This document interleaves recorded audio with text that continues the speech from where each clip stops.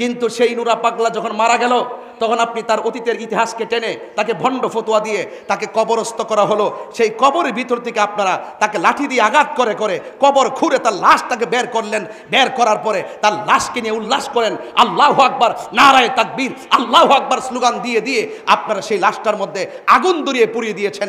আমার তো মনে হয় না এখানে যারা আছেন 60 বছরের মানুষ আছে, 70 বছরের মানুষ আছে, স্বাধীনতার আগে পরের মানুষ আছে, আপনাদের জীবনে কোনোদিন দেখেছেন কোনো কবর থেকে লাশ তুললা, মুসলমানের লাশ তুললা আগুন দা পুরাইছে? এমন ইতিহাস কি বাংলাদেশে হইছে? আমরা কি বাংলাদেশ দেখছি? আমরা কি দেখছি? এই জন্যই বলে যে ইসলাম ছিল শান্তির ধর্ম, আজকে ইসলাম ধর্মটারে উগ্রতার দিকে নিয়ে যাচ্ছেন। নবী দশটা জুলুস করা দলিলের ব্যাপার না, যারা খাঁটি প্রেমিক তাদের জন্য মহব্বতের ব্যাপার। কথা কি রাইট? আমি শুনেছি আমাদের মাসুম ভাইরা এবং নেতৃবৃন্দরা মিলে এবার ভৈরবের জুলুসটা নাকি ঐক্যবদ্ধ একসাথে করেছেন। এটা কিন্তু অত্যন্ত গুড ইনফরমেশন, গুড ডিসিশন। এটা কিন্তু খুব ভালো করে মনে রাখবেন। আমাদের ভৈরব জায়গাটা অনেক বড় না, মোটামুটি ছোট, একটু মোটামুটি টাইপেরই। আমরা যদি একসঙ্গে করি এটা আরও অনেক সুন্দরী দেখা যাবে। এই জন্য ঐক্যবদ্ধ থাকলে কেউ আমাদেরকে এই জোয়ার থেকে দাবিয়ে রাখতে পারবে। আমি সবাইকে দাওয়াত দিচ্ছি, এই ভৈরবের আপাবর সুন্নি জনতা, মুসলিম জনতা, যারা বলেন তৌহিদি জনতা, আপনাদেরকে আমি দাওয়াত করছি, আসুন মিশে যান আমাদের সাথে, একাকার হয়ে যান, নবীর প্রেমে ফানা হয়ে যান, নবীর প্রেমে দিবানা হয়ে যান। দেখবেন রৌদ্রের তাপ আপনার গায়ে লাগবে না, দেখবেন পকেটে টাকা খরচ হচ্ছে আপনার গায়ে লাগবে না। কথা বলেন ঠিক কিনা বলেন? আমার কথা কি আপনারা বুঝতে পেরেছেন? আমি কিন্তু একটু গরম মেজাজের মানুষ। এরপর আমি আপনাদেরকে অত্যন্ত সামাজিকভাবে পক্ষ বিপক্ষের মানুষগুলোকে ঐক্যবদ্ধ করার জন্য সার্বজনীন আদিল্লার মাধ্যমে কথা বলার চেষ্টা করেছি। বলুন আজকের রাতের দাম কম না বেশি? আসমানের সাজ রব। আসো, মা আমেনা কি বলে? মা আমেনা বলছেন, আমি রাতের বেলায় দেখলাম আমার গলের তুড়ি ফেরে গেল, আমি দেখলাম আকাশের তারকাগুলো খুলে খুলে আমি মা আমেনার গলের চতুর্পাশে জার বাতি লেগে গেছে। আজকে ফাতেহা মাহফিলে তাকায় দেখেন জার বাতি লাগাই রেখেছে। কথা কোন ঠিক না বেটি? এই জন্য বাবারে সব জায়গায় দলিল খুঁজছেন না, জার বাতি লাগানো বেদাত। এরপরে এই বেদাত করতে করতে কিন্তু ইসলামটারে 12টা বাজাই দিয়েছেন। কথা কোন ঠিক না বেটি? তো যাই হোক, আমরা একটা ক্রাইসিস সময় পার করছি। তবে আমি মনে করি আল্লাহর হাবিবের শুভ আগমন উপলক্ষে আমরা সবাই যদি কাঁধে কাঁধে কাঁধ রেখে রাজপথে ঐক্যবদ্ধভাবে শান্তির মিশন নিয়ে এগিয়ে যাই, শান্তির সমাবেশ নিয়ে এগিয়ে যাই, আমার মনে হয় আল্লাহর হাবিবকে সুন্দর করে রিসিপশনের মাধ্যমে লাকাদ কানা লাকুম ফি রাসূলিল্লাহি উসওয়াতুন হাসানা, নবীর মধ্যে যে উত্তম আদর্শ লুকায়িত আছে সেই আদর্শ যদি আমরা ফলো করি তাহলে ভৈরবের সমাজ শান্তির সমাজ হবে, ভৈরবের সমাজ সম্প্রীতির সমাজ হবে। একমাত্র রাসূলে পাকই হলো আমাদের জন্য উত্তম মডেল। কথা বলেন ঠিক না বেঠিক? আমার ভাইয়েরা, আপনাদের কাছে আমার অনুরোধ থাকবে, তাহির হুজুর ভৈরবের জন্য নতুন কিছু নয়। আমি পরিষ্কার ভাষায় বলি, আমার নবী যদি না হতো ঈদুল ফিতর হতো না, আমার নবী যদি না হতো ঈদুল আজহা হতো না, আমার নবী যদি না হতো ঈদুল জুমা হতো না, আমার নবী যদি না হতো ঈদুল আরাফা হতো না।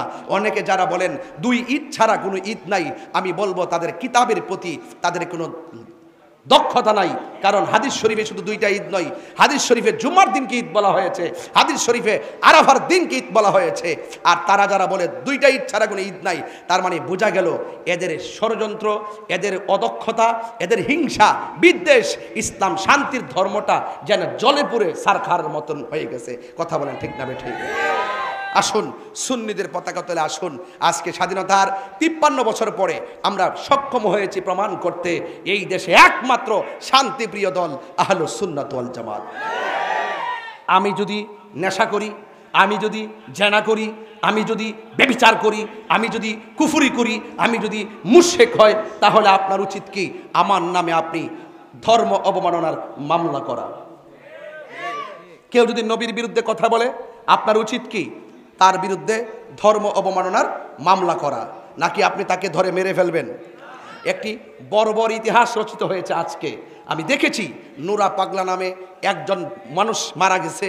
যদি তার জীবনে অন্যায় করে থাকে তার জীবনে যদি শিরিক করে থাকে, তার জীবনে যদি ভণ্ডামি করে থাকে, তার জীবনে যদি কোনো ধরনের কুফরি করে থাকে, সরাসরি বহির্ভূত করে থাকে, সে যদি একদিন করে থাকে, 1 মাস করে থাকে, আপনি মুসলমান হিসেবে দরকার ছিল বাংলাদেশের প্রচলিত আইনে তার বিরুদ্ধে ধর্ম অবমাননার মামলা করে তাকে গ্রেফতার করানোর কথা বলেন, ঠিক কিনা? কিন্তু সেই নুরা পাগলা যখন মারা গেল, তখন আপনি তার অতীতের ইতিহাসকে টেনে তাকে ভণ্ড ফতোয়া দিয়ে তাকে কবরস্থ করা হলো। সেই কবরের ভিতর থেকে আপনারা তাকে লাঠি দিয়ে আঘাত করে করে কবর খুঁড়ে তার লাশটাকে বের করলেন। বের করার পরে তার লাশকে নিয়ে উল্লাস করেন, আল্লাহু আকবার, নারায়ে তাকবীর, আল্লাহু আকবার স্লোগান দিয়ে দিয়ে আপনারা সেই লাশটার মধ্যে আগুন ধরিয়ে পুড়িয়ে দিয়েছেন। আমার তো মনে হয় না এখানে যারা আছেন 60 বছরের মানুষ আছে, 70 বছরের মানুষ আছে, স্বাধীনতার আগে পরের মানুষ আছে, আপনাদের জীবনে কোনোদিন দেখেছেন কোনো কবর থেকে লাশ তুললা, মুসলমানের লাশ তুললা আগুন দা পুরাইছে? এমন ইতিহাস কি বাংলাদেশে হইছে? আমরা কি বাংলাদেশ দেখছি? আমরা কি দেখছি? এই জন্যই বলে যে ইসলাম ছিল শান্তির ধর্ম, আজকে ইসলাম ধর্মটারে উগ্রতার দিকে নিয়ে যাচ্ছেন। ইসলাম একটি শান্তির ধর্ম, মানবতার ধর্ম। এই জন্য আমি বলবো, প্রশাসনকে বলবো, এই ঘটনার সাথে যারা জড়িত তাদেরকে অনতিবিলম্বে আইনের আওতায় আনার জন্য কথা বলেন, ঠিক না বেঠে?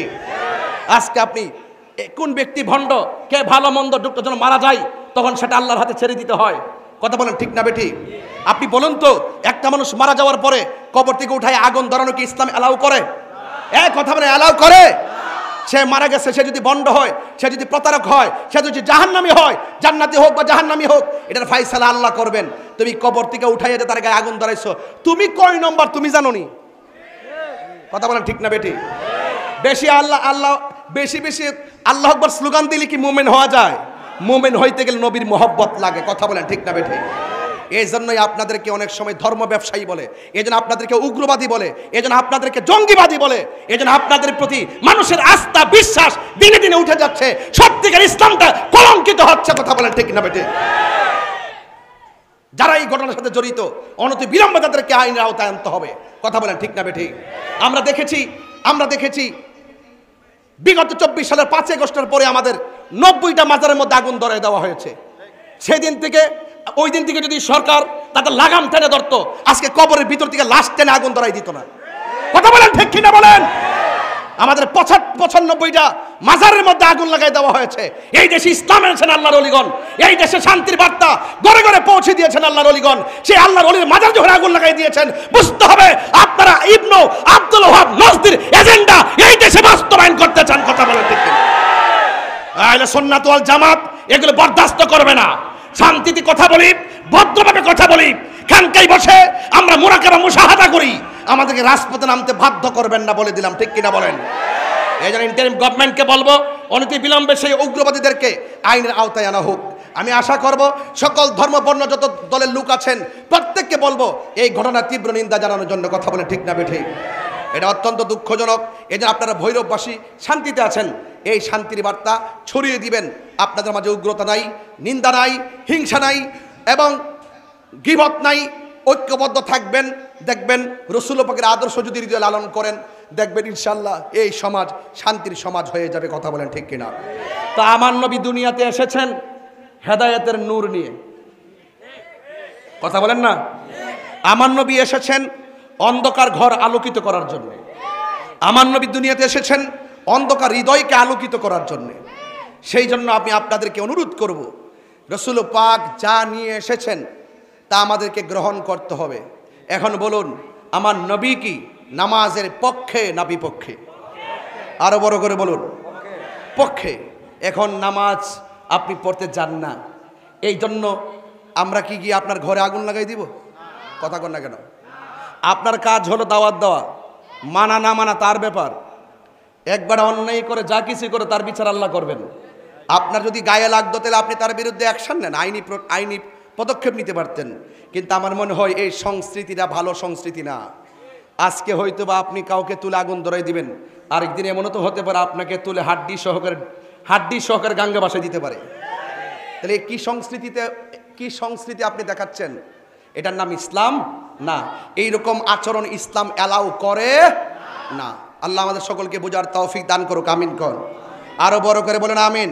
যাই হোক বাবার আমার, সময় 2:30 পর্যন্ত, এর ভিতরে আমি ওয়াজ গোছাবো, যা বলতেছি আমার প্রয়োজনের পরিপ্রেক্ষিতে বলতেছি, ঘটনা টান দিলে আপনারা বুঝবেন না।